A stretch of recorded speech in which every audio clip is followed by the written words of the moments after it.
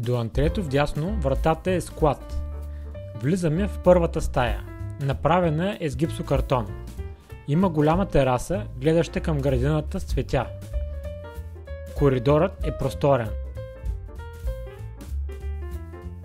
Влизаме в хола, който е много слънчев и уютен.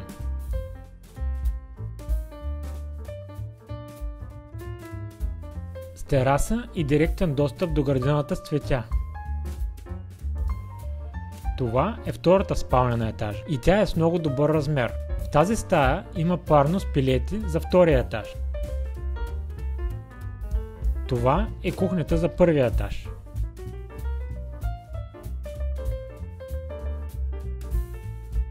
Това е банята на първия етаж, която може да се разшири в пространството зад завесата.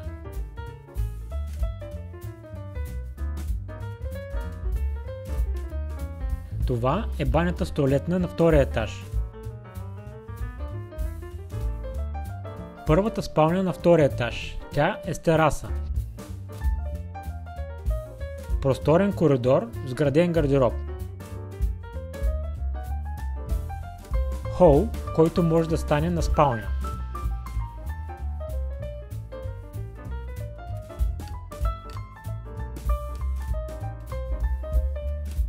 Втора спалня на етажа с голям вграден гардероб.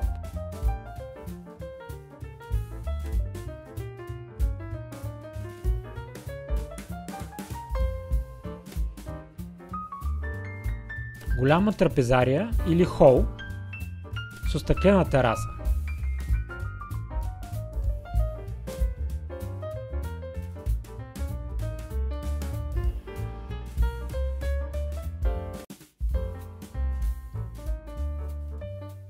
Просторна кухня с много шкафове и плотове. Двора е красиво аранжиран и оградата е с декоративен камък и осветление. Има още едно помещение за посрещане на гости навън, на въздух, с каминка за скара.